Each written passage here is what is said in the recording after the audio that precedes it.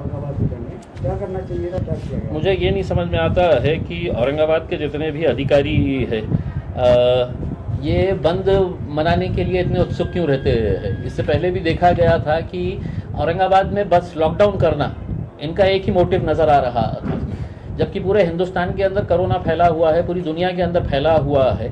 लेकिन यहाँ पर उठे सुटे कोई ना कोई खड़े हो जाता है। और हमारा ये कहना था कि अधिकारियों के साथ लोक प्रतिनिधियों की भी जिम्मेदारी होती है उसमें। हमने कहा था कि ये 4 अधिकारी अगर बैठ के अगर ये फैसला कर रहे हैं तो हम कोई गोटियाँ खेलने के लिए नहीं बने हैं इसमें। शहर में आमदार है, शहर में खासदार है, आप उनको भी कॉन्फिडेंस के अंदर लीजिएगा। और क्या फ़ैसला लिया गया है कि आपने कहा है कि नहीं ये खुला रहेगा, ये बंद रहेगा करके, सैटरडे और संडे कंप्लीट लॉकडाउन रहेगा करके।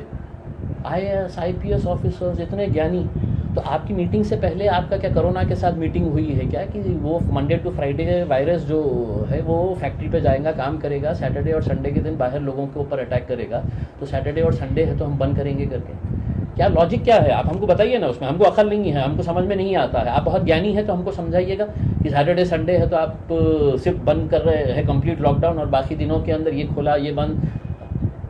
फिर उसमें ये फैसला लेते हैं कि शादी रजिस्टर्ड कर देना करके। शादी ज़िंदगी में कोई भी माँ बाप के लिए है तो अपने बच्चे की, अपने बच्ची की शादी के लिए वो ज़िंदगी भर कमाता है, मेहनत करता है। अब जिसकी शादी है तो 24 घंटे के बाद थी, जिसने है तो अपनी पूरी तैयारी कर लिया, उसने खाने पीने का इंतज़ाम कर लिया, उसने है तो अपना पूरा शादी हॉल का पैसा जमा कर दिया, और तुम अचानक बोल देते हैं कि शादी रजिस्टर्ड करो। कलेक्टर साहब, आपको पता नहीं है कि रजिस्टर्ड मैरिज करने के लिए भी 1 महीने का टाइम लगता है, नोटिफिकेशन देना पड़ता है। ऐसा नहीं है कि इम्तियाज़ जलील जा रहा और बोल रहा मेरी शादी कराओ अभी और उन्हें साइन करके दे रहे हैं करके।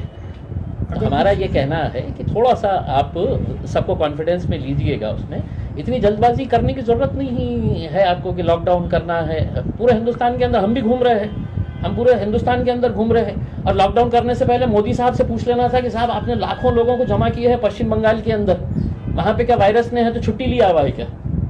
जहाँ जहाँ इलेक्शन हो रहे हैं वहाँ पर वायरस की छुट्टी, और यहाँ पे 4 अधिकारी बोल रहे हैं कि नहीं नहीं नहीं हमको लॉकडाउन करने का है करके।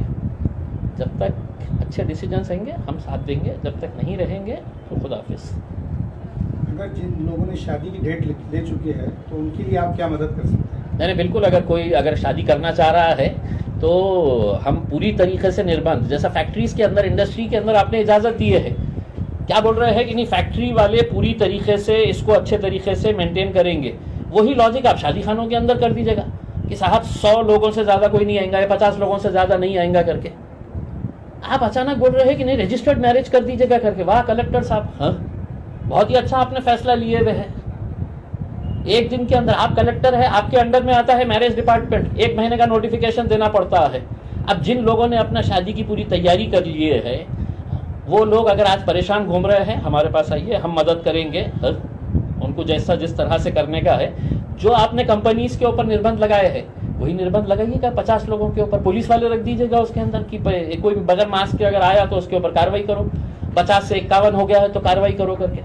लेकिन ये इस तरह से बैठ के फैसले कर लेने का उसमें, और सिर्फ ये समझने का कि हम अधिकारी है हम कर लेंगे, तो बाकी लोक प्रतिनिधि कोई गोटियाँ खेलने के लिए थोड़ी बैठे हुए हैं।